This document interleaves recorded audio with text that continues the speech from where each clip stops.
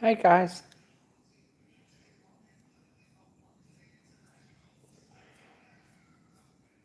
624 Dudley, g'day, and Bill, hello. Stuart, hello. Stephen, g'day, good morning. Still early. I did see your note about castings, Stephen, so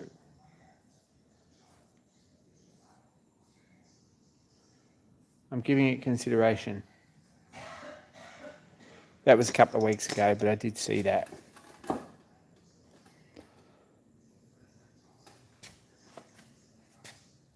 Mark Osborne, g'day.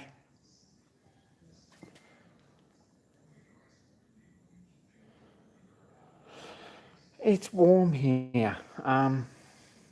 Crazy hot, actually. It still feels like it's about 35, 36 degrees. It hasn't really rained enough to get rid of it.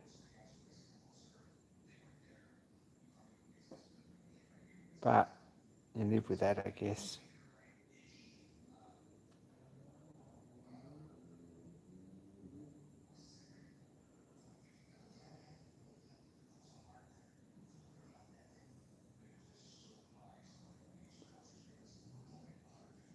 But yeah, it's pretty warm. I'm doing much. I didn't have a guest tonight. I had every intention of it. Didn't get there. Didn't get everything sorted out. It's coming though.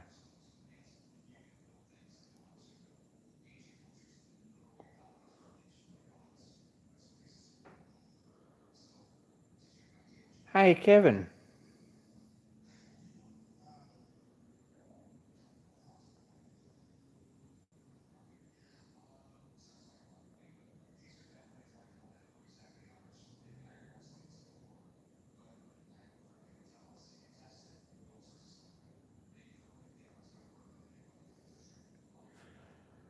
So what everyone doing? What is everyone else doing?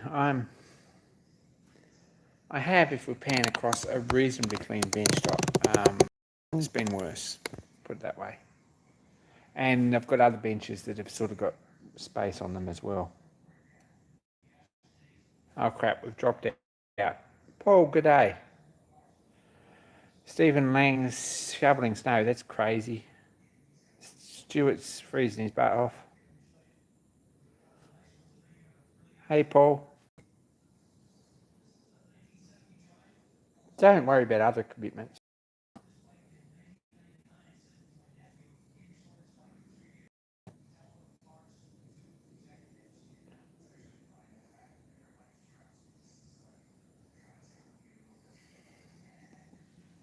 Don't know if there's really a whole lot happening here.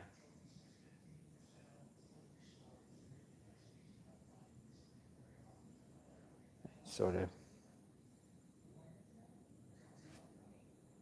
too hot to do much. 624's picked up a classic old carbide grinder to mess with. That sounds like fun.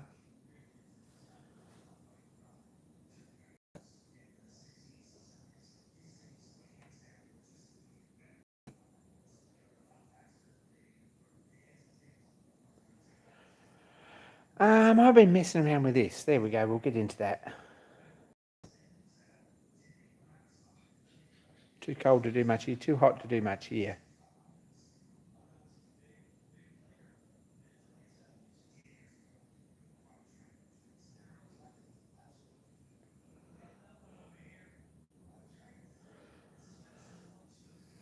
Um,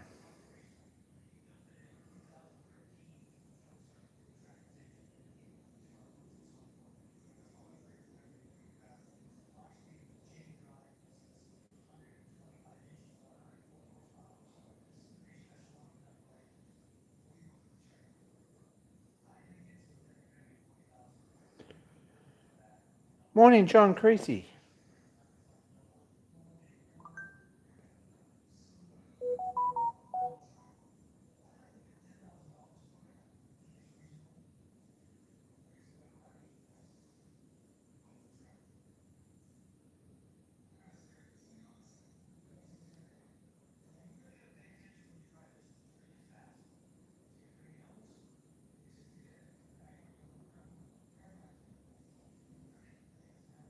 Peter Noddle, good day.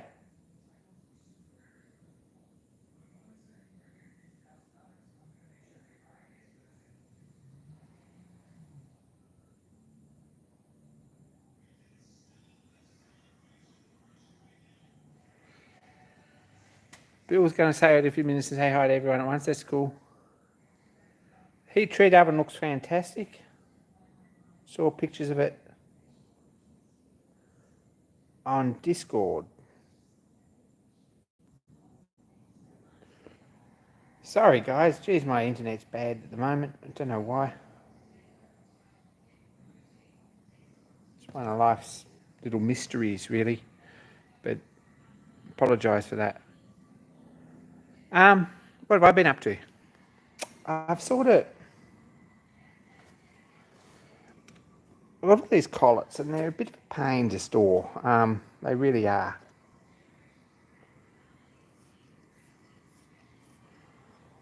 These are Lorch collets, and you've all seen them.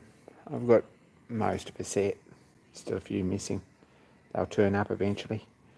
But every time you go to run the drawbar on them, they're dirty because they've been sitting in the dust. It's a bit of a problem. Hey, Anthony.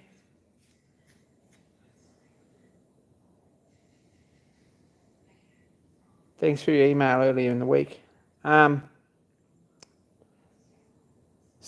I 3D printed some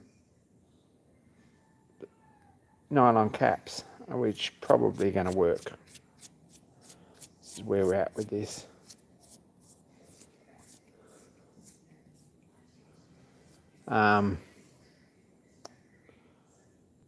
Right, and that's all very well, and I had thought to make a round spinny thing with a stand to hang these on, or a shelf to hang them in.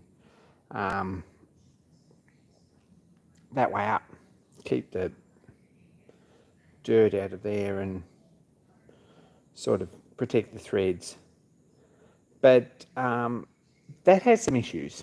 It's not really a good system, to be honest, because the size is written on underneath and you've got to go through them all to check them before you get the right one.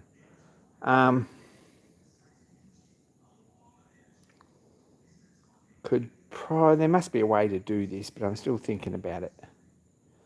But I mean, you just use a tool clip, but that's a bit ordinary on a nice collet.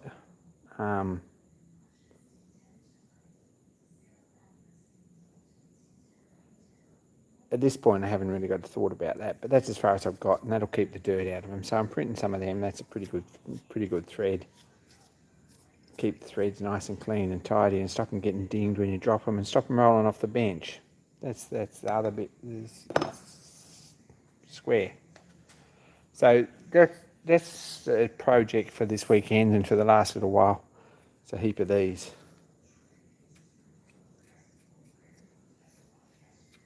Hey, Tom. So I don't know if that's a good idea or not yet. Watch this space.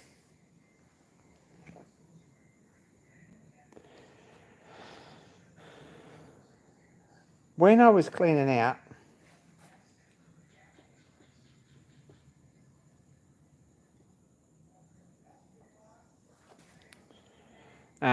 Dad's stuff, found a box of, I was going to look this up before live stream so we knew where we are, TCMT inserts, right, which seems like a really good thing. Now, I have a solid rock boring bar, a small one. I think that's a 10mm. It's a nice boring bar. Now, they almost fit this. They're too thick for a start. They're all right, but you've got to adjust the height because it's can you see that? It's a fraction too thick. But this one has the right angle on here, and it has the right size screw in it. I have I think that's a 12, right? Now, they don't fit this because the screw's too small, but they're the right thickness, so go figure. Still got to do some homework on that, and still got to find the right ones for that. So that's might be of some interest.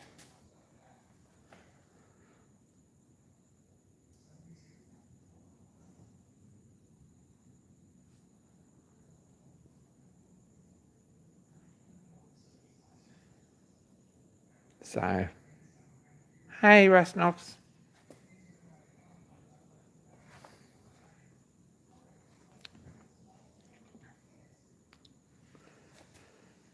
Hey, everyone who makes a bit of an effort to turn up every week so that I actually know your names, that's awesome.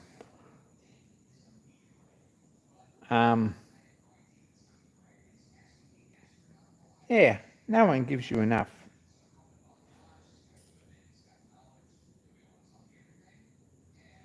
compliments about that, so that's great.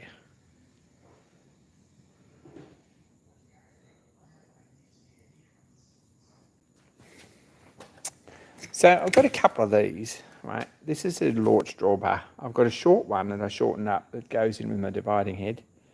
And I've got this one that fits this. I've got two that fit the lathe, and I've got one that's a bit longer for some reason, and one that's a bit shorter. Hi, Joe. Shout out to Joe, Peter Noddle's neighbour. Give him some respect, because I don't reckon Peter's got a shirt on. So he's doing the hard yards up there. What make is a nylon filament? Really good question. Yes and no. These print 4 at a time, no problems at all. There's no way I could print something, say, as big as this gear out of it.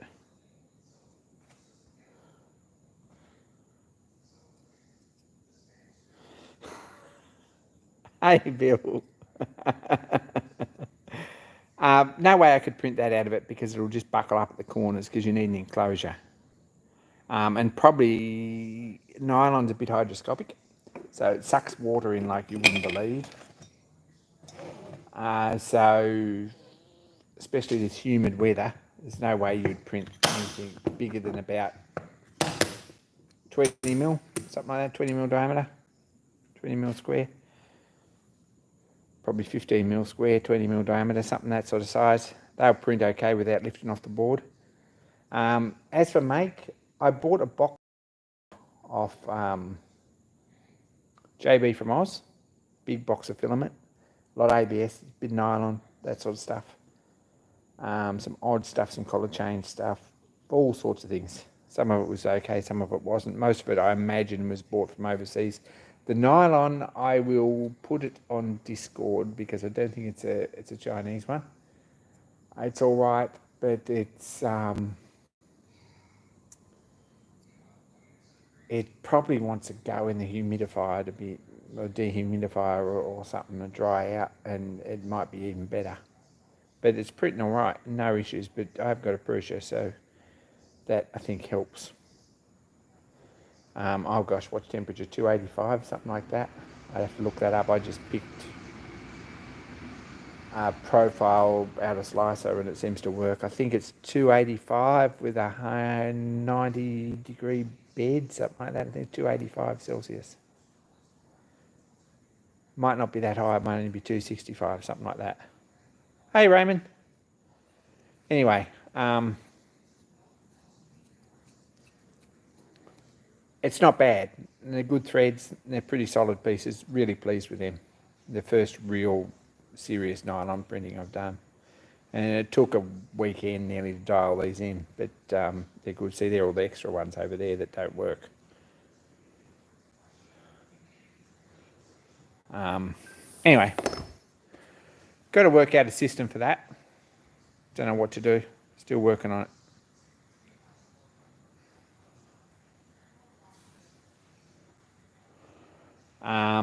It's all right. An enclosed printer would be better, but this time of year there's not any shortage of room temperature up there, so it feels about 35 or 40 degrees anyway without an enclosure. So it seems to print okay. It would be a lot happier if it was a bit less humid, but so far we're doing okay.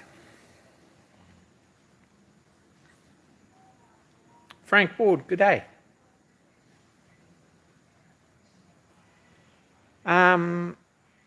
Printed a couple of those Myford. You've probably seen them on Facebook. I don't know if anyone's seen them on Facebook. Probably everyone has. Myford, like a spindle stop, 3D printed one, which is a really smart little idea actually. I downloaded the file and printed a couple, but I gave them away. So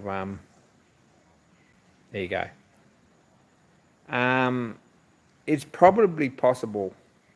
So Raymond, I'll print you another one, but you'll have to pick it up before I give it away. It's probably possible to drill and tap 3D printed parts, but you might as well just put the threads in them when you're making them. These are all printed threads. There's no, they're not actually tapped. These are only 15% infill, but the thread's pretty nice actually. This is an odd thread, so actually having a tap for these is not something I've achieved yet. I don't know, can you see that? Try and focus that a bit. There we go, there's the thread. They're not a bad thread in there.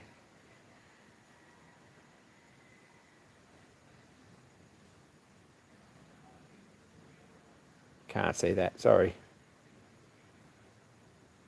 I'm trying. Yeah, bridge too far. If they were solid, you could probably tap them and drill them, but to be honest, if you printed them solid, I don't think you'd have much luck with them. I think there's just too much mass, and you would have issues with cooling and all sorts of things. So I just this is 11.5 by 1 millimeter, this thread on the back of these collets. So I just printed the thread, and I gave it about 2% oversize or something, so they screw on easy, because nylon tends to expand and contract a bit.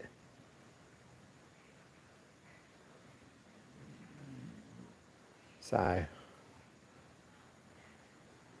yeah, you can absolutely print around an object. So if you wanted a nut in these, you could print them halfway up and then drop the nut and then continue printing without any problems. I've done that lots of times, and then you end up with a captive nut.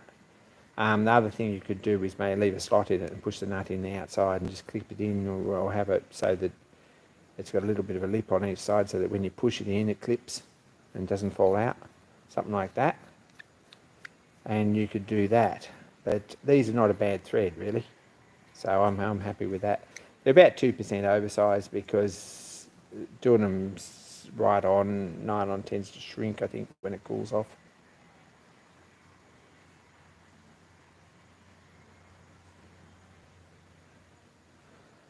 $2:17 a.m. in Walla in Washington. That's pretty keen, Frank.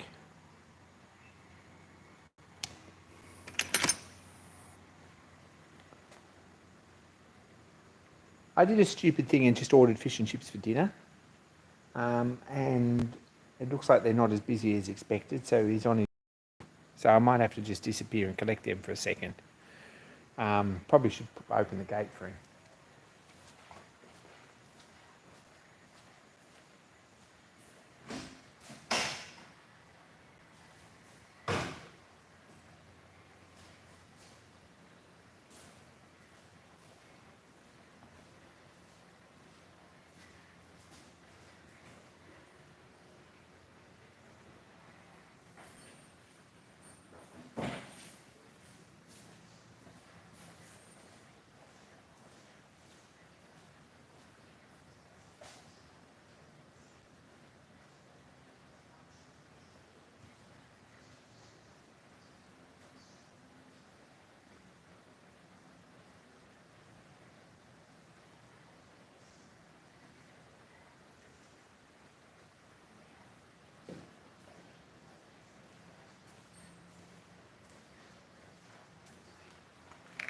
Let's fix that anyway. David Bellani, g'day in Spain. So 624 in Kalamazoo. And Stephen Lang in New Jersey, I guess, is about the same. Everyone seems to be getting snow. We just got hot and thunderstorms.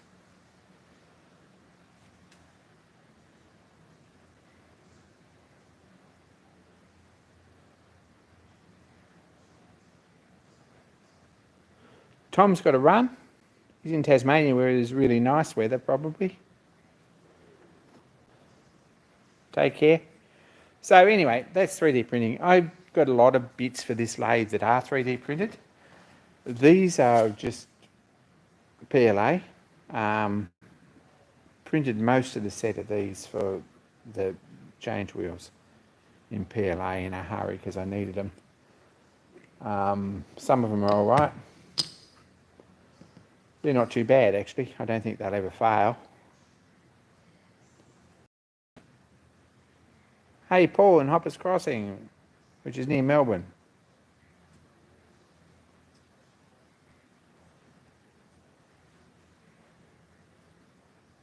So these aren't bad gears, and they're 3D printed, and I don't think they'll ever fail. They've certainly got enough go in them to do the job. And nice to 3D print the actual letters in there rather than have numbers in there rather than have to write them on with Sharpie afterwards. So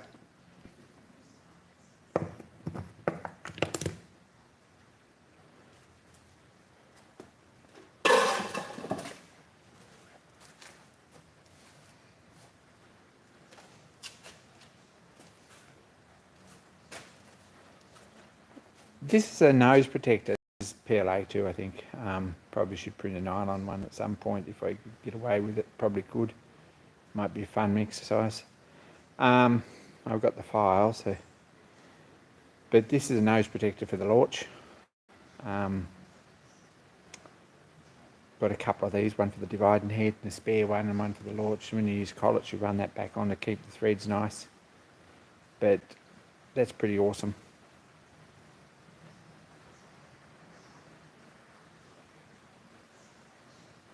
Hey Mark, good to see you.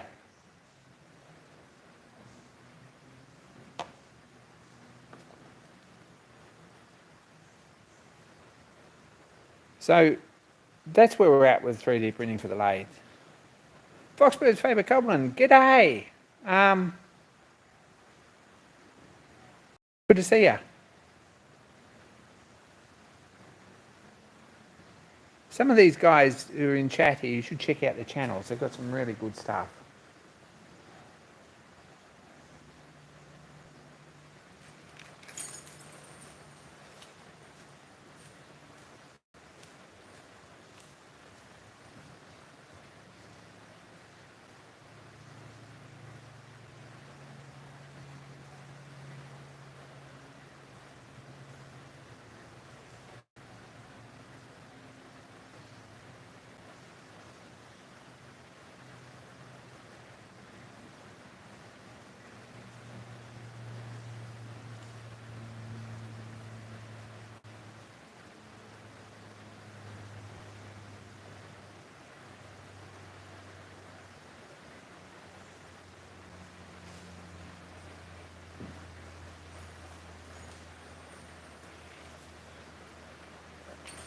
Sometimes I can get the main gate to stay open, sometimes I can't.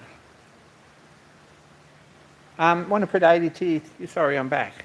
Want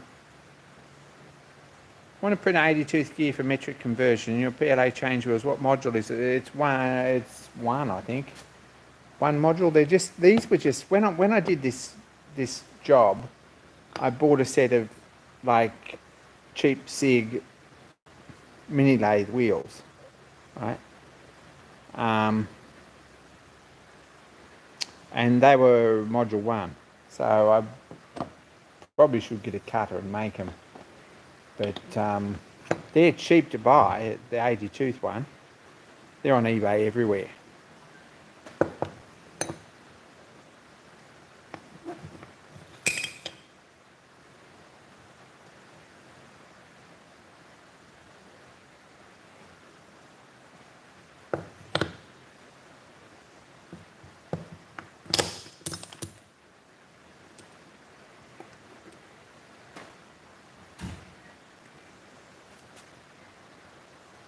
So good enough to print thread gauges, probably for some threads, not for anything that you really want to be relying on because it's plastic, they're too easy.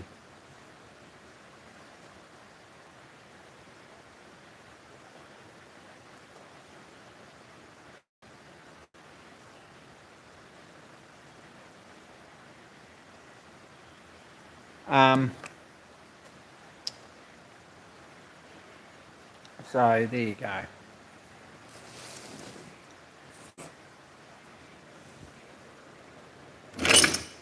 I'm messing with this a bit. It's long overdue. I am actually messing with this a bit.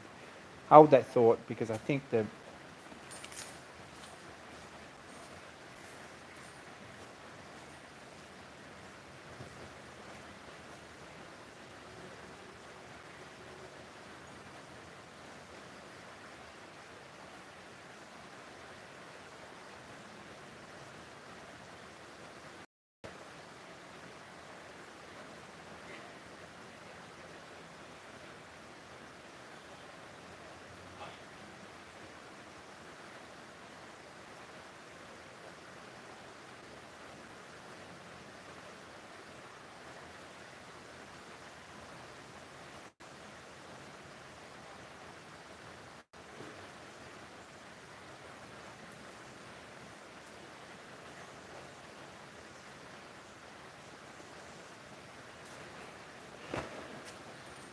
So here we go.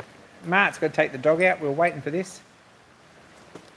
I'm sorry if anyone had a different URL. I was messing around with some streaming software, and I think I may have put something up and never actually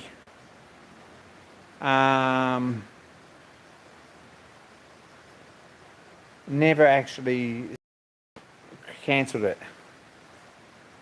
So if anyone else is waiting now, I'm sorry. Hope no one was. So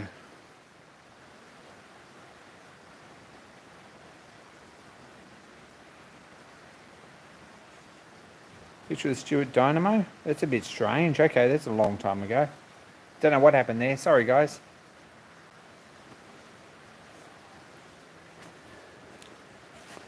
So, been messing with this. This needs attention. This is the thread cutting attachment for the launch. Anyone who's following along. This plate's an inch plate, and this was wire EDM cut by JB. And this matches the bed. And this sits nicely, and then it's got a lock for the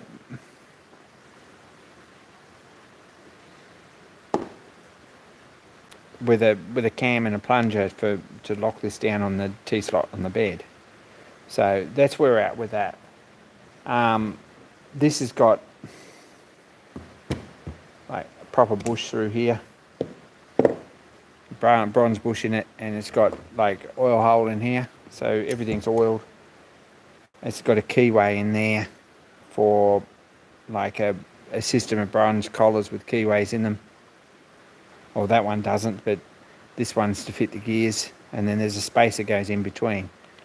So got that sorted. There's a grub screw in the bottom which locks this whole tube in place here, and that just pulls out. It's just on a pushed in hole.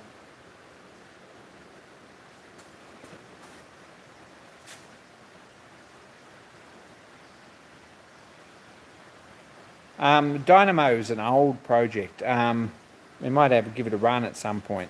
It won't be tonight, but we might give it a run. These tumblers are on here, and this basically forward and reverse off the spindle.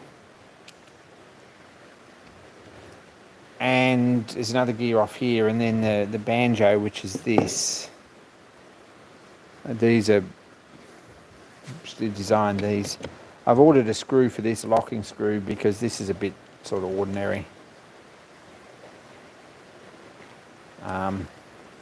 At this point it works, but that's all.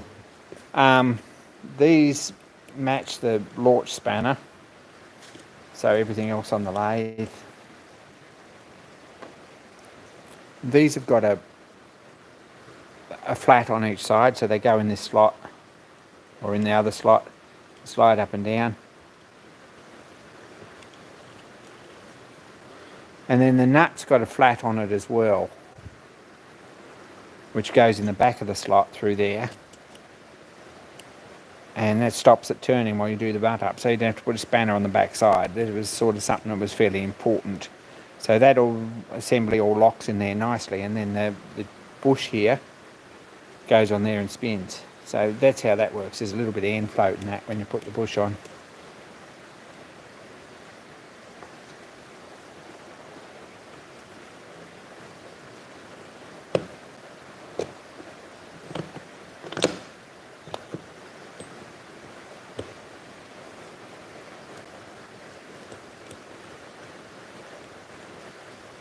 When you lock that up, this spins. So there we go. All carefully designed. Well, I don't know about that, but it's all carefully made enough times till it works. It's kind of our system we use here. So it's one of them there and one of them there. Probably it needed another one, but I don't think it really will. I can't think of a reason why you would want an extra idler on it, rather than for any reason except to reverse it. And then you've got reverse here anyway, so we're going to live with that. This one here.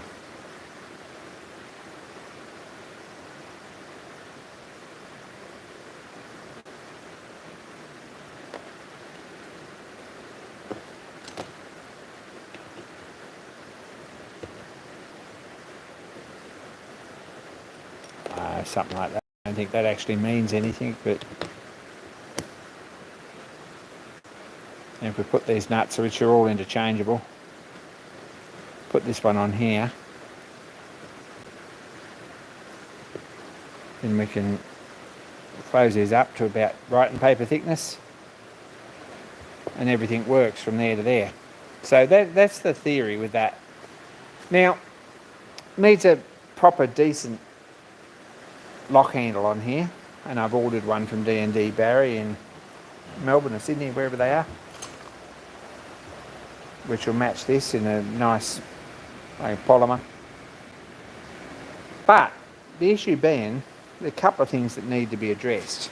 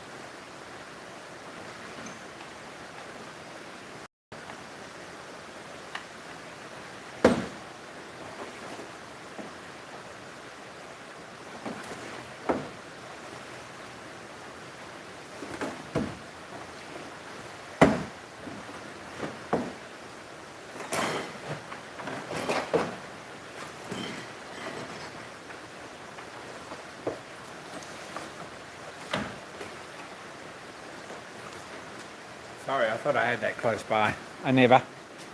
So this is the drive chain, right? This slides.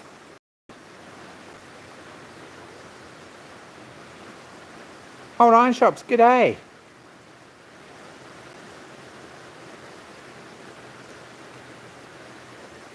Too many drawers, that's exactly right. I thought it was right where I could put my hands on it, but obviously I never. This drives on the this drives onto the compound with a pin and a lock nut, and that's got a, thanks Stephen for this, it's got a little like a ball bearing click in there that Stephen Lang sent from McMaster Car, and a couple of universals. So this clicks on. This at this point has only got a couple of screws here to go on here.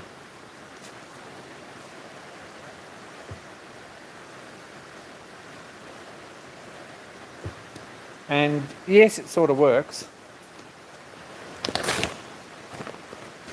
but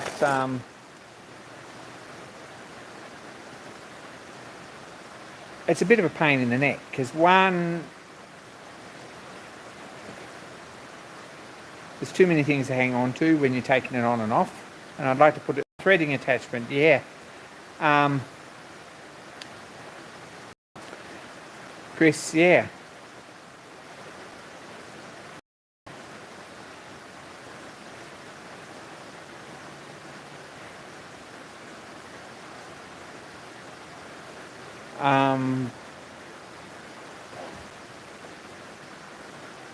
So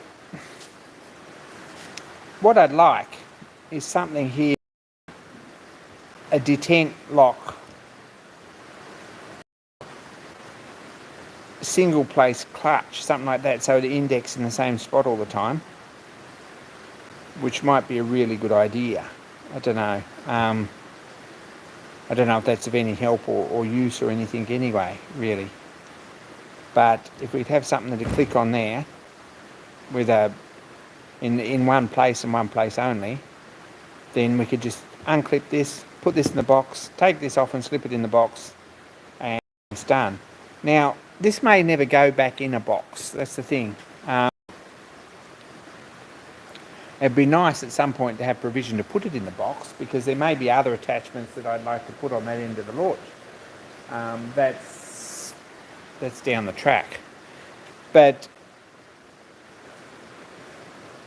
if I build a box for this, then all the other bits and pieces that go with it, all the lock washers and bits that you don't use all the time, pins and things that you never ever find, gears and wheels and things could all go in the box. And you wouldn't have to sort through all those drawers looking for them, even if this stayed on the lathe. So a box is another thing it needs. Hey, Mike from Cornwall.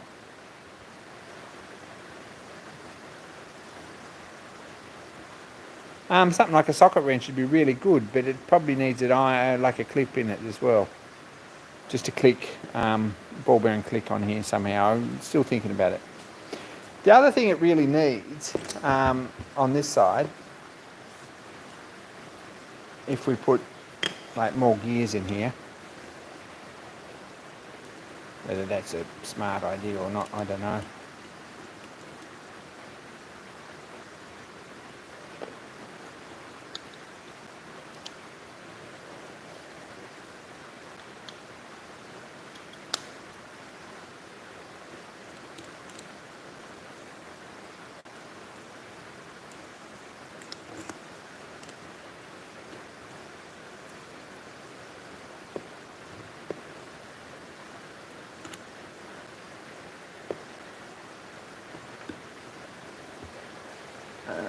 It probably wasn't. But anyway. What else it needs is a guard. That's where we're at with that. So still thinking about that, whether we make something that's actually attached to this banjo permanently and folds out, or whether we actually just make a guard that bolts on with a bolt here and a bolt here, something like that, with two nuts, or even a couple of R-clips, or whether we actually put something on this bolt or on this pivot that swings up out of the way, like a round guard that swings up out of the way, so you can change the gears and then swing it back down. I mean, that's another option that might work if we made something that's sort of this shape with a flat cover on it that worked on this pivot somehow, so that with a knob on the bottom, and you could just swing it up out of the way, and then you could change the gears and you could swing it back down. I mean, that's another option that might be really good. It's less likely to swing open or be open while you're using it, because this thing's a bit treacherous.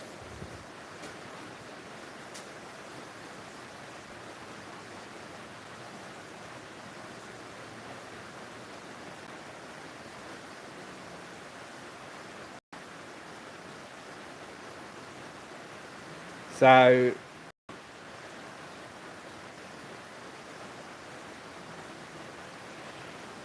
dial for gear cutting is not much good for this, because it doesn't actually go out of gear. It probably, you could put it out of gear if you... I've never seen one that does go out of gear. Probably you could put it out of gear if you had some way of putting it back in, but where you put it out of gear would be on the spindle. So unless it goes back in exactly the same spot, and that's very difficult, I don't think that would work. So I'm not sure that's going to work. A guard will mask all these beautiful parts, that's exactly right, but we could make a guard nice too. What I'm sort of thinking is a round thing here, like a round piece here, with this filled in and maybe a thread cut and chart or something on it. No, maybe not. In a cast aluminium, and then that'd look very nice on that, but we're still thinking about that. There's no real thought about that yet. So there's lots of things we could do, but I did order a bolt for that banjo, which is driving me nuts.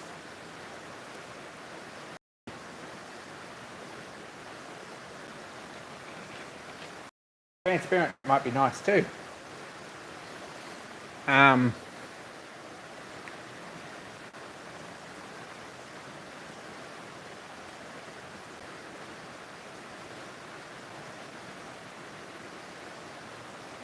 It'd be really nice to laser something out over acrylic, but then it's too hard to keep clean. I'm thinking about that. Tom could make it. The chart's pretty straightforward. It's really not difficult. Don't know if Tom owes me any favours, but anyway, it's sort of given it some thought, and that's where I'm coming up with. But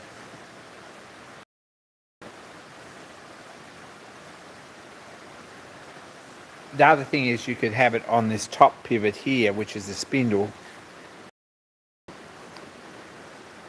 Something on there with a ball bearing so that it all runs on the spindle, but then it's going to wobble, and I'm really not happy with that. So my thoughts at this point is to probably put something on this diameter here that's in here, this bush here, and maybe I'm not sure, we could all bolt something on here with a bush and pivot it here somewhere. But it's just a matter of cutting some cardboard out and seeing what clears and what works, and then making a piece and making that up. Can I show it on the lathe? Yeah, I'll put him back on the lathe and show you.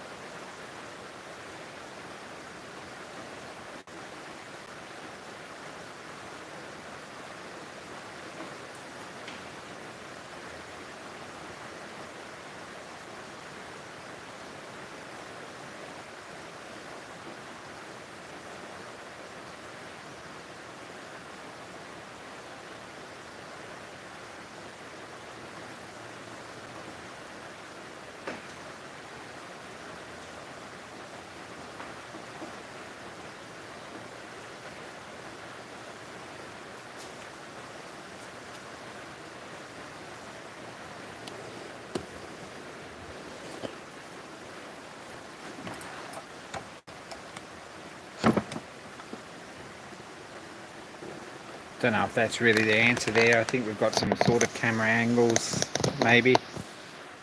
That's probably not bad. To turn this light on. Don't know if that's helping or not. Maybe it is. Yeah,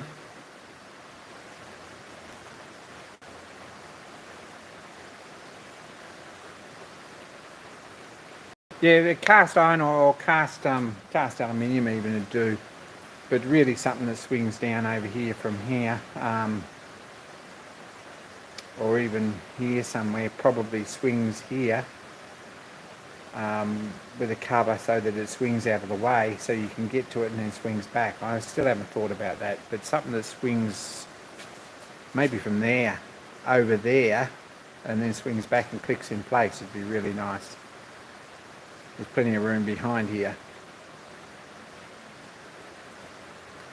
And it'd be nice if it was adjustable, because when you put different size wheels on this, It probably wants to sit out here somewhere, and most of the time that's in the way.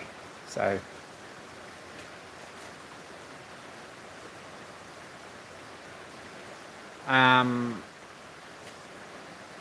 you could hinge something off here, but just to bear in mind that this is adjusted to a different spot every time you put it on the machine.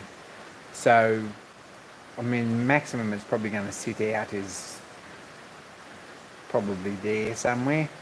We'll put his 82th gear on here, then it's probably down here, but anyway.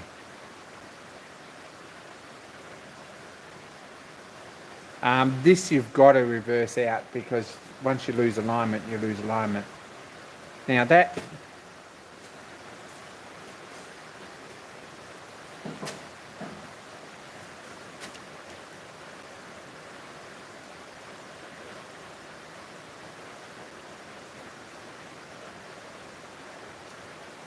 see, this is a pain in the everything. That just goes on there like that at the moment.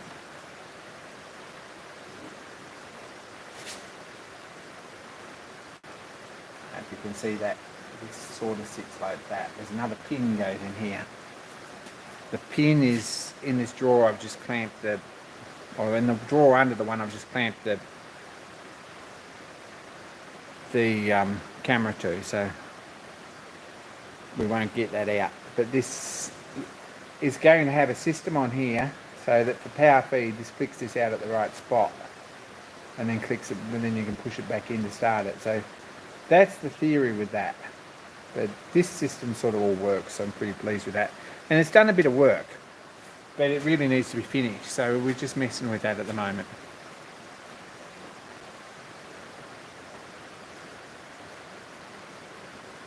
And probably, yes, you could hinge something off here. There's probably room to do that. This locking system's here.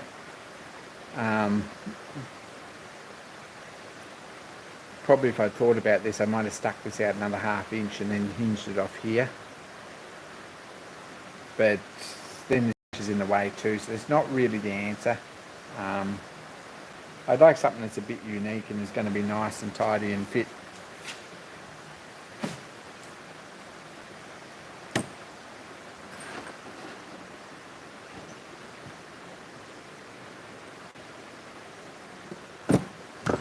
Hang on, let's find the right drawer for this pin.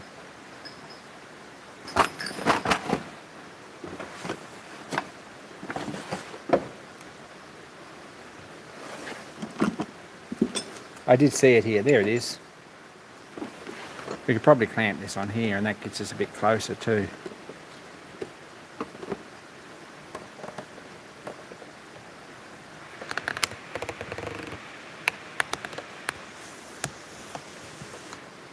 Oh, that's a bit low. Let's go with this one, which is the small files box drawer.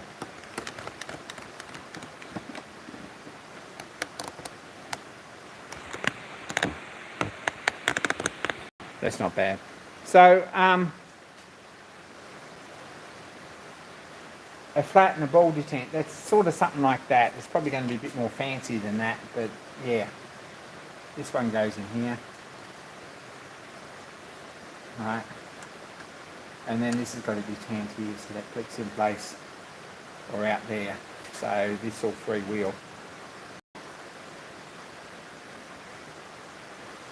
When this is out of gear, when this is in gear, it's just going to work.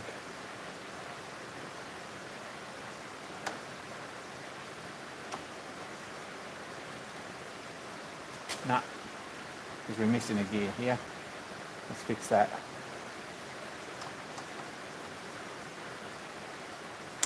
There we go. Now,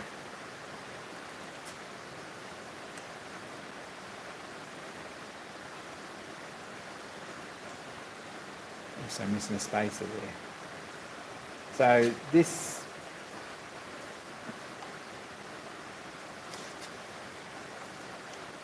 none of this is tight.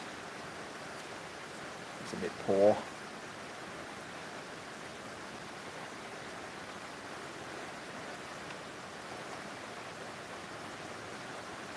needs a spanner, which is in one of those drawers too. So it all needs a box. That's where we're at with that.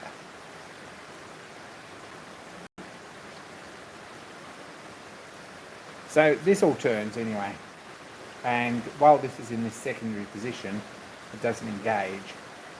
So for power feed, I'm going to run I think you can see that, I'm going to run a lever off here with a micrometer stop to knock this out of gear. So that when you turn it up to a shoulder, it knocks out of gear in the same spot every time. And have it adjustable so you can move that 10 thou in or 0.1 or whatever, and so it throws out in a different spot. So that's the theory. None of this is tight on here anywhere.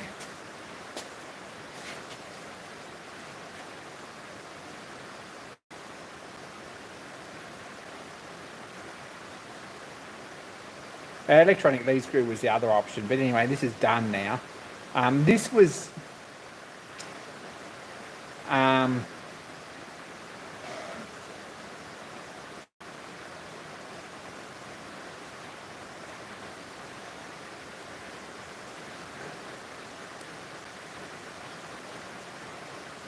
I don't think it's going to be an issue, to be honest, Chris. I really don't think that anything's going to go in there. There's a fair distance back. I don't think we're going to have chips and things feed in there.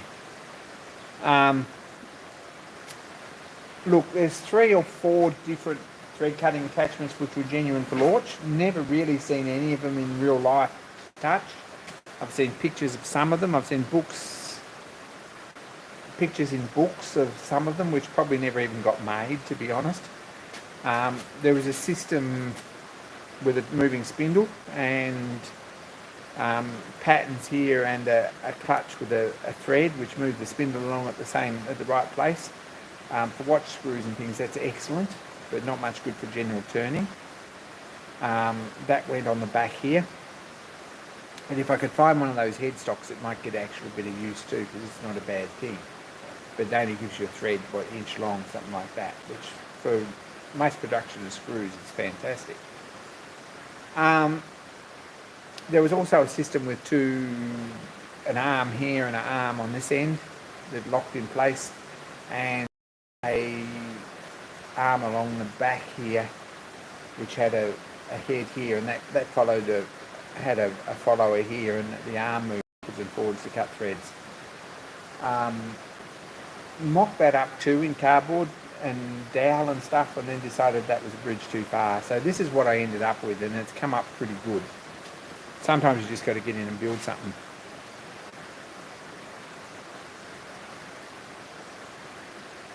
So that's what I'm messing around with this week. One of the things.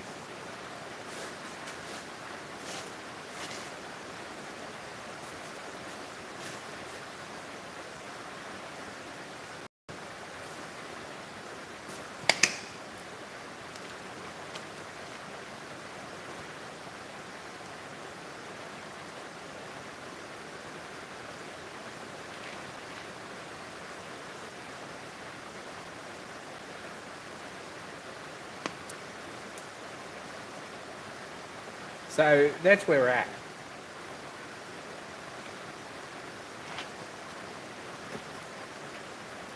I'm also suspicious that in the next 12 to 18 months I'm going to outgrow this little lathe. It's a beautiful machine for precision work. It could be a bit small for things that I might need it for in the future. But this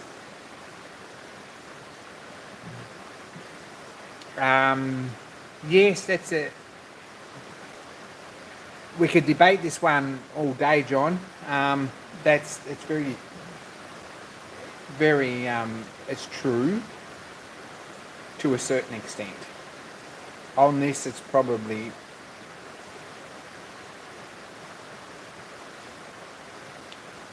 pretty irrelevant, because none of it actually moves. So once it's set up, there's no actual positional movement. So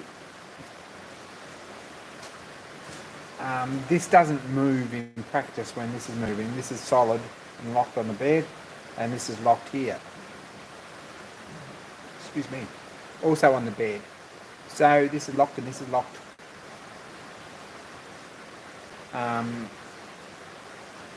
And the slide on top moves. So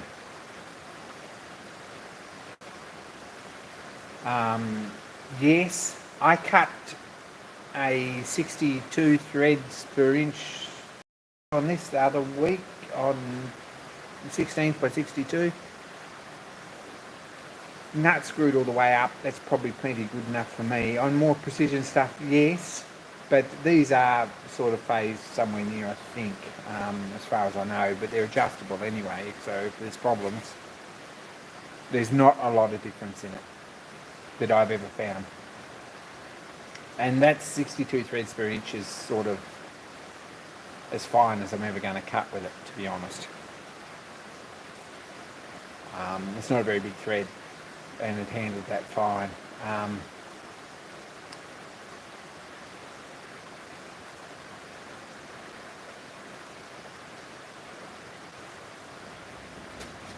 So that's where we're at.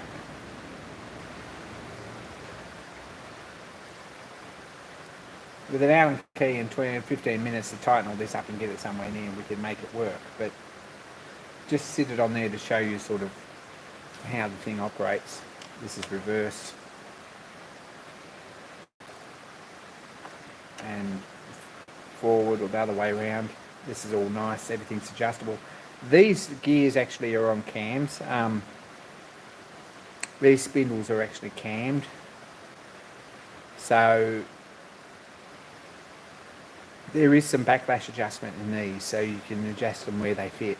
So that was good because I never had any relative way of actually depthing these gears against this one, between this one and this one. Yes, I've got a measurement, but it's actually in two pieces when you do it. So these are actually cammed, and this here is on a cam too, so this one here. So you can phase this, and it gives you a different mesh ratio too. That's the right word. So it's all a little bit complicated, but it works. Mackless Workshop, good day, Paul.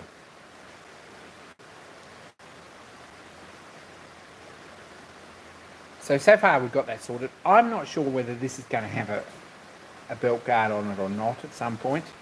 I'd like to put one on it. I'm not sure it's going to happen. Haven't as yet managed to get my finger in this belt, which would probably chop it off. Trying not to do that. I could put a belt like something under these oilers and like a cast aluminium belt with a bit of a curve up so high, which would probably be quite nice, and that might even happen as yet, but it makes it difficult to change belts and things and so forth. So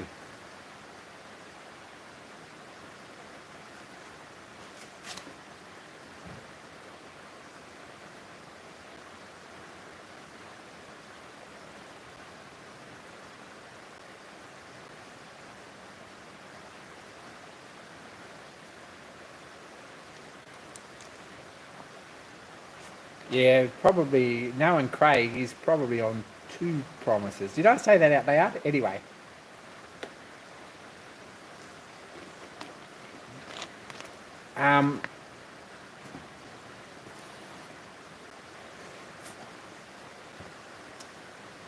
Anyway, that's the thing. So it all needs to go in a wooden box. It needs some fine tuning. It needs some finishing. So all these bits need some sort of rust protection on them. I don't know what. They might get Cerakoted or something like that at some point when we get set up to do that. So that's probably the ultimate answer, is to Cerakote it and sort of stop scratches and things. It's a nice thin, pretty sort of, it's a film that's going to last pretty well. So that might happen too. Anyway, it's a good thing. It works. but it needs some finishing touches. Take care, Chris. Good to see you.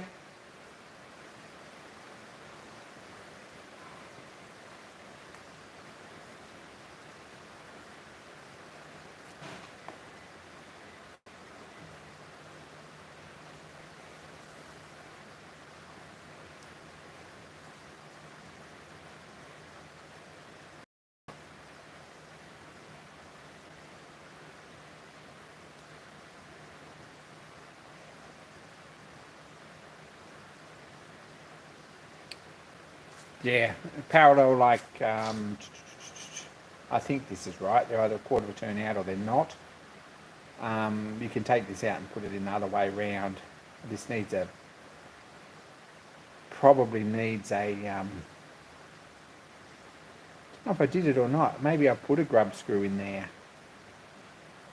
on the square so that it like comes up against this collar. I'm not sure I did that or not. I think I may have, so it doesn't fall apart. So anyway, that's where we're at with that, and it will run backwards. I've actually, this 3 draw's got a lock collar on it, which I've done as well, which seems to work really well. I'd very much like to do this on my 4-jaw too, but this system isn't particularly good for the big 4-jaw. I've got a little 4-jaw which won't come undone, which is a Sherline job, which goes in the spindle here with the draw bolt, so it's got a collet back. I've done that as well.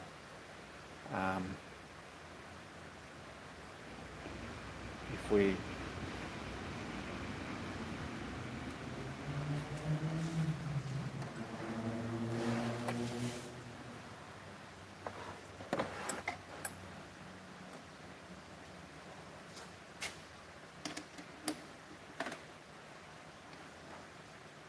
there we go. I don't think it was even done up, the collar.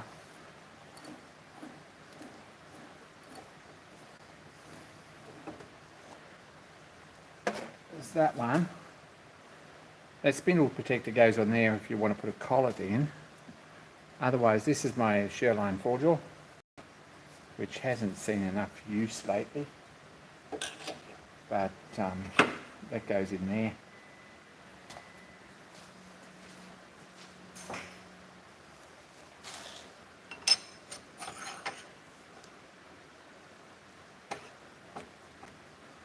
And that does up, so you've got pretty decent little 4-jaw, and I've got a 3-jaw the same.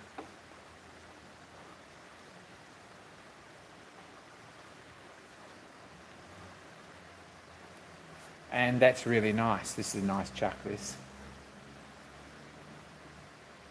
Could do with a little bit of wire wool on the back of it, probably. It's a bit rough.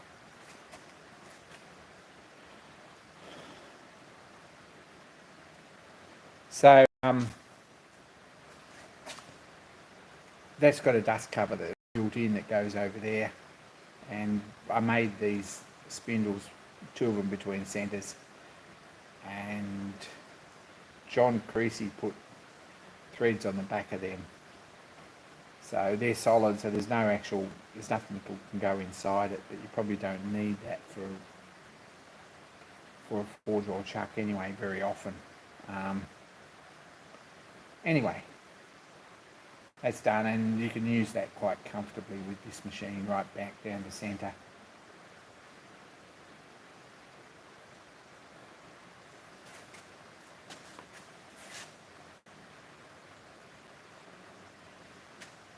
So nice little machine. I'll never get rid of it, honestly. I would love to be in a financial position to buy more accessories for it, but I'm probably going to end up just making bits. If I do at some point get a bigger lathe, which is a big sum maybe, probably never going to happen, I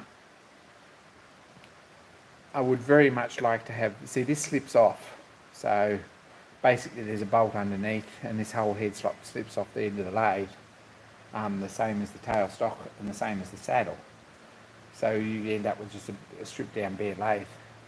What I'd very much like, and I've got an overhead drive, if we have a look up here, if you can see that, But this one here, because I need to get some belt, this ended up with a section in here, but it works.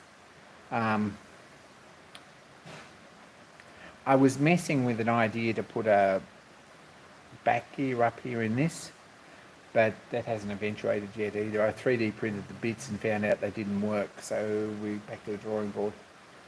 We've got an overhead drive here for cutting arbor, and it would be very nice if we slipped this off sometime to make a rose head or a rose engine head or something like that to go on here maybe at some point. The trouble is with making this into a rose engine is that you end up with sort of an endless, one of those projects that never ends. There's no finish line and there's no start line. You just end up keep making bits for it. So that's where we're at.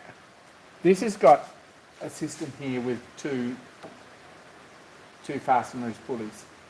So if we adjust this and put a cross pelt on this one, and it's got a long pulley on the bottom, so if we put a cross belt on this one, then we can make this so that we can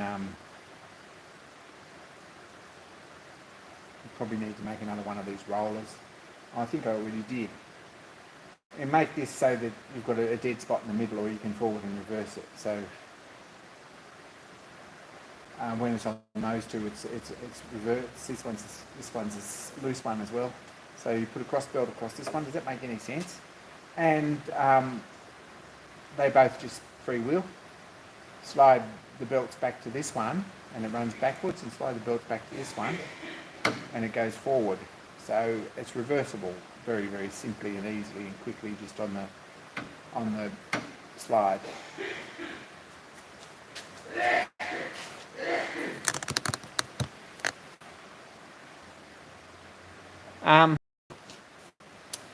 That's kind of where we're at with that. I'd very much like a Morse Taper 3 tool tailstock at some point. I don't think that at this point's going to happen because I haven't seen one come up for sale for a long time. Dan's got a cough. It's not COVID as far as we know. I think it's smoking. It's probably weed.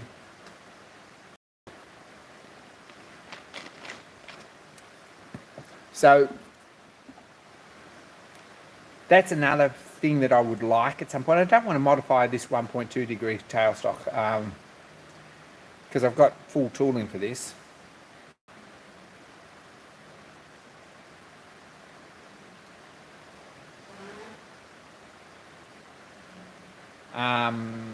This has got a new 3-phase motor on it, John, and it's got a VFD, so the thing's pretty infinitely variable. It's overclocked to crap, so this motor does about $2,000, 70 cycles, something like that, when it's going flat out, which is what you need. And then it'll, with the back gear in, and with this back down here on this low pulley, and what I'd like is back gear. It runs pretty slow. So for a Rose engine, that's sort of what you want. But the Rose engine thing's just a power of hurt over 1,000 years. And it doesn't matter whether you buy a Maid or a Holtzapfel, or you make something, or you convert an old lathe. There's enough machining projects on a Rose engine to last anyone 2 lifetimes, so you just keep making bits. It's a project that never ends, and I never want to get there. Have I heard from Dan? Yes, he hasn't got COVID by the last test, but he got tested again today because he's pretty crook, so I don't know. There you go.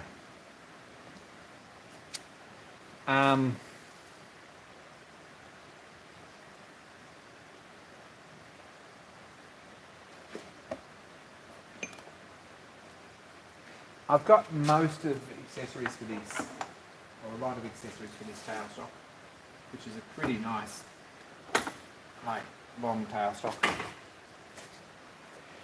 I'd love a Geppy centre for it, like a good Swiss Geppy centre. They actually did make one. Never seen one for sale. This one's a Chinese one that I've modified and it works nice. I've got a tail, I've got a plate for that, I've got a chuck, I've got most of the things you need.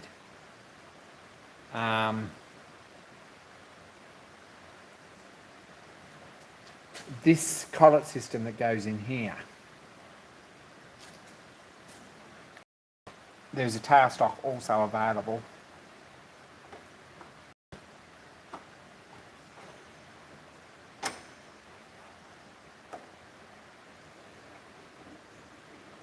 That takes that collet, and that would be really nice too for drilling and stuff.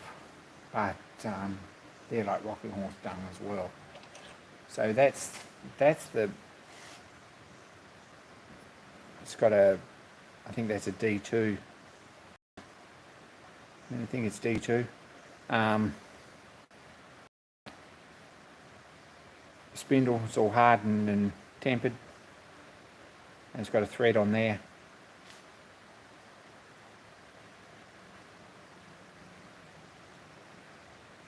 Actually, I did drill these, so they have got a hole through them. I forgot about that. So they have got a hole all the way through. That was a fun job. And this is just a guard to stop the threads filling up with dirt.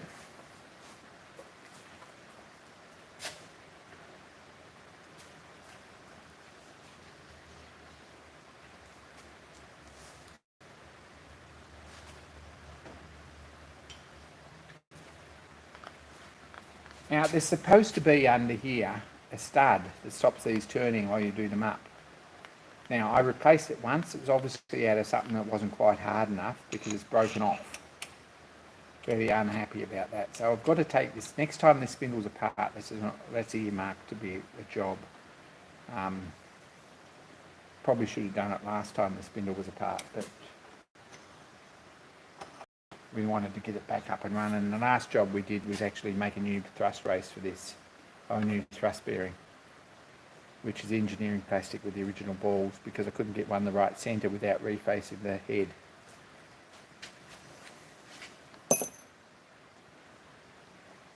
So that's where we are. That's the overview of the progress of places on the launch. This is the nose with spindle, which looks really good on there, I think. Kind of like that. This is a pretty nice saddle on this at the moment, or slide, I guess you call it. And it is genuine launch, so pretty happy with that. That come from Germany a few years back.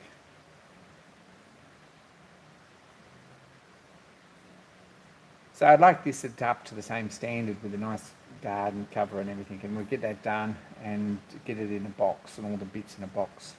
This has also got an index plate on this side. I don't know if you can see that. Let's move this. We're getting a bit long here, sorry. It says rotate device. Sorry, you're on an angle there. There we go.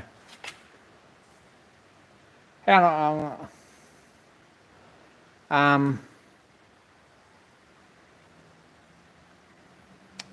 long's the bed? About, I think it's 800, something like that. 800 millimeters. So this has got an index plate in here.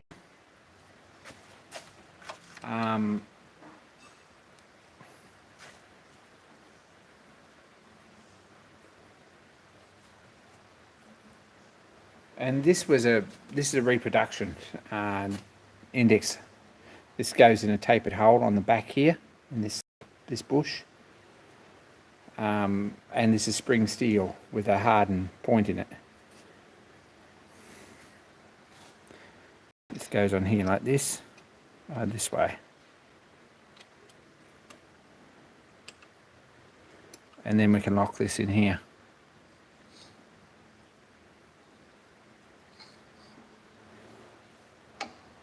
Like so. And we've got indexes here up to 128, I think, something like that. Prime numbers and stuff as well, so that's kind of helpful.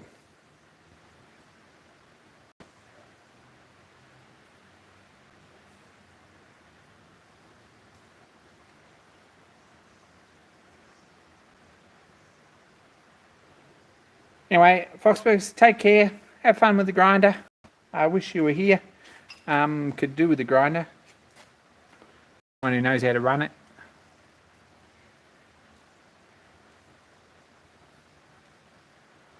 Take care. So there we go. That's overview of where the launch is at the moment.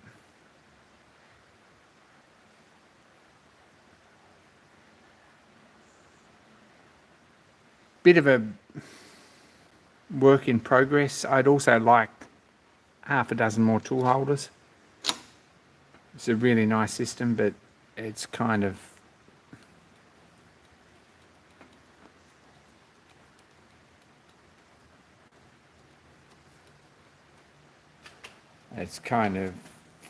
I need some more tool holders because I've got more tools.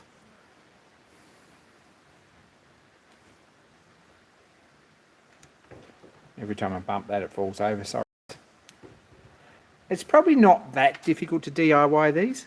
I really don't think it is, actually. The smart way would be to get them wire cut. And that probably wouldn't be a particularly difficult thing, and there's probably it's almost, to do a batch of them is probably nearly kind of still cheap, but you've still got to make all the other bits for them.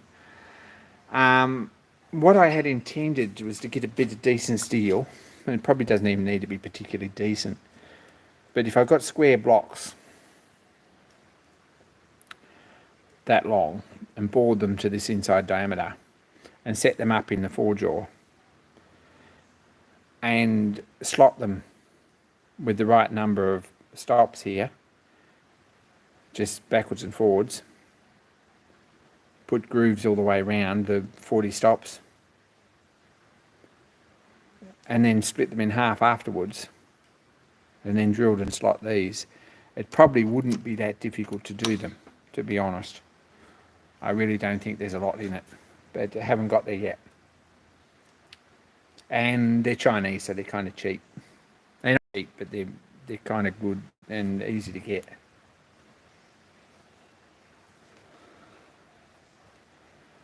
There's a few people who had a go at them. Cam at Battler did some. They're doable, but I reckon I could make these. They're only tiny.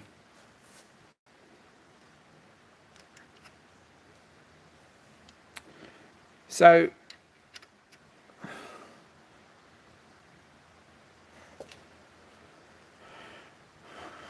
at this point, that's where we are. There's 1,000 things that need to be fixed. We need some lighting modification. We need to get the forward and reverse system up and running. I'd like to put a I'm going to tilt this around so you're over here. I don't know if this is the answer, is it? Where are we? There we go. We've got this hole in the bench where the two belts come out of, and there's only one on at the moment, but what I'd like to do is make a cast surround for around this hole, up about so high, just to keep the dirt and the swarf out, in cast aluminium, and put launch on that and paint it up so it looks nice. That's another job that at some point needs to be done. Anyway, 1,000 projects. This isn't particularly dangerous, this belt. It really isn't. I mean, you've got no reason to put your hands back there and you're an idiot if you do. But it would be very helpful to have something so that bits that fall over the back there don't roll down the hole.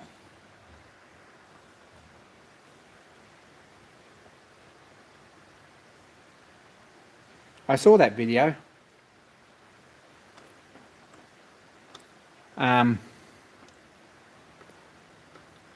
It may or may not make a difference. I'm not sure about that. The jury's still open. I haven't owned one of these. I'm not sure.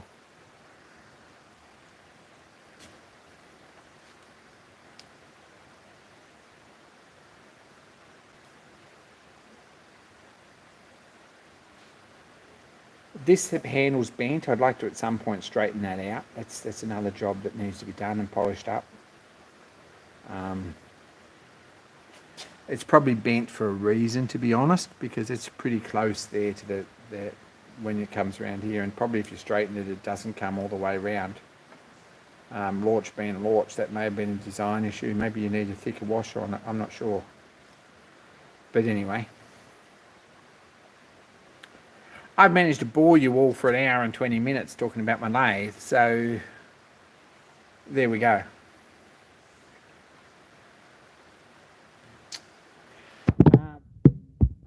I don't know if this is ever going to happen or whether it's possible.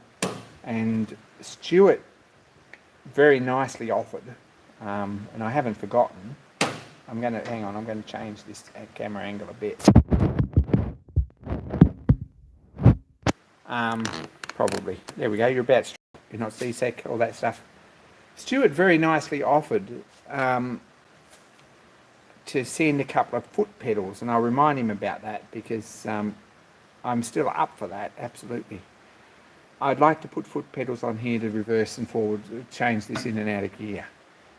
So whether that's something that's going to happen or whether it's going to be electric over mechanical, which is really nice for the solenoid, or whether it's actually going to be mechanical with a system of levers, or whether it's going to be a chain with a couple of in a spring, something like that.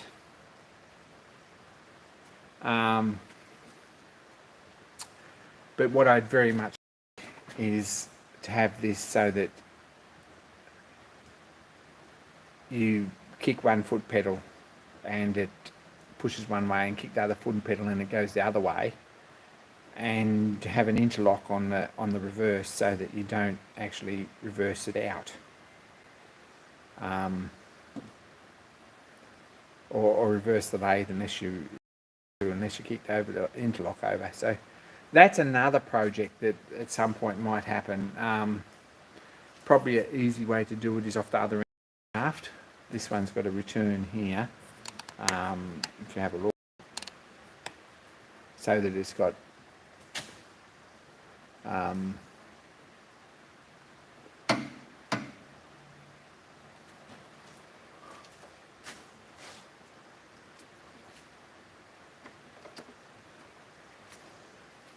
hang on, something's wrong here. Here we go. There we go. If we kick this out of there.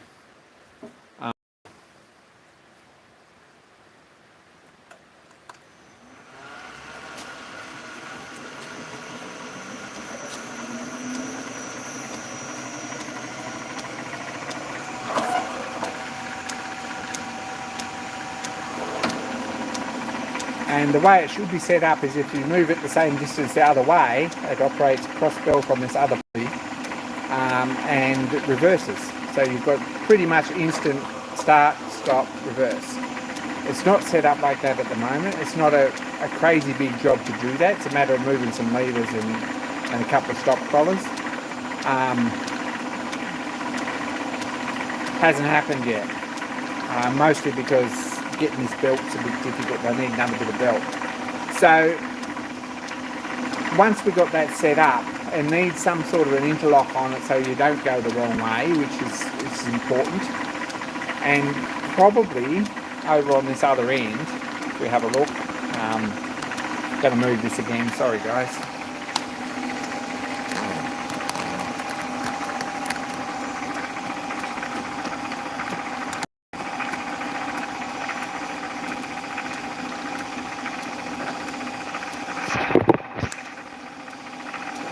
There we go, if we're all following.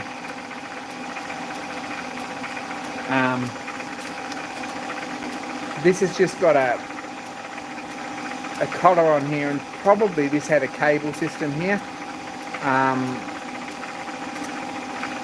with a couple of pulleys to return it backwards and forwards, or a spring. I might put a coil spring on it, and I'm not sure, I'm really not sure, and then or two coil springs and a system of pulleys so you can pull it one way or the other. That would be better so that this returns to centre.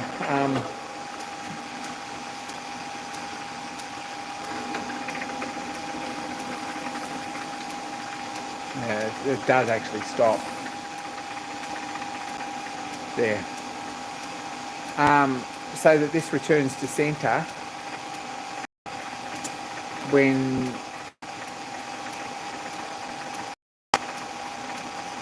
you stop one of the pulleys. Anyway, that's one of the pedals. That's just thinking out loud thing that'd be nice.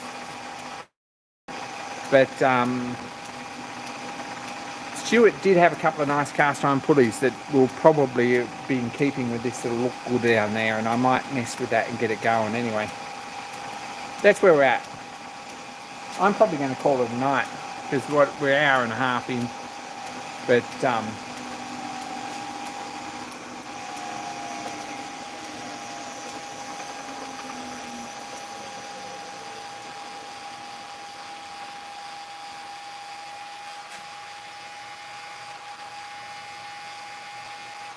that'll cut out in a minute. So that's the sort of the overview on the launch. Most of this is 1920s stuff, and some of it's a bit more modern, some of it's brand new because I've made it. But that's where we're going with that. And the next few weeks will get most of this system here sort of tidied up and looking good. I've got a proper, like, quick adjustable lever for this, so we can click it wherever, push the button down and move it. I actually got one with a centre screw adjustment rather than a button adjustment, actually, so that basically you can put it where you want it and then tighten this up, and then you've got the right quadrant to operate. It's coming from a supplier here that buys them from Germany. So take care, Paul. Thanks for stopping in. But this guard is something that I've sort of spent a little bit of time thinking about and not really reached any conclusion with, so we're still working on that. Anyway.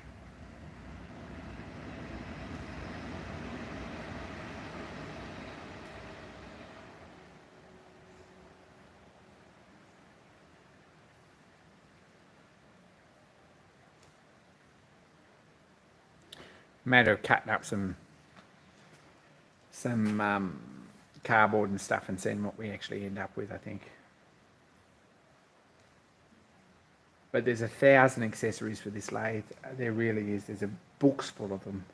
Things that probably were one-offs that ended up in the book because they made a batch of them for a special purpose and thought, well, we can market that, and I don't know whether any of them ever sold. There's a horizontal milling table to go on here. There's turrets, there's automatic attachments, there's automatic and screw cutting attachments, there's separate cut-off tables, there's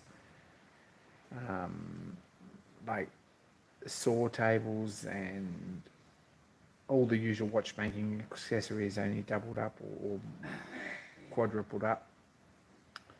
Plus,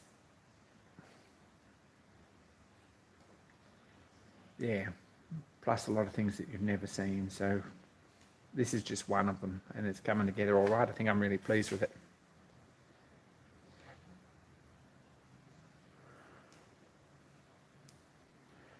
So anyway, I'm going to call this. I'm going to say thanks for watching. Anyone who's a new subscriber, really appreciate you jumping in. I think we've picked up 20 subscribers since the last video. Helps if I actually make videos. Might do a bit of video work on this and sort of get it to the next level. If I design something that's going to work on here, which I haven't yet, when I do, or if I do, then we'll make a video about that. But at this point, it's a bit of a mystery. So take care, guys. Be kind to each other. Thanks for listening to me dribble for an hour and a half. I'm kind of a bit passionate about this machine. So if you get me started on it, I don't stop, and I apologise for that. But we could go another hour, but we won't. Anyway, take care. I'm out. One of you is probably going to get hit up for live stream place next week. Haven't decided who yet, so we'll see how we go.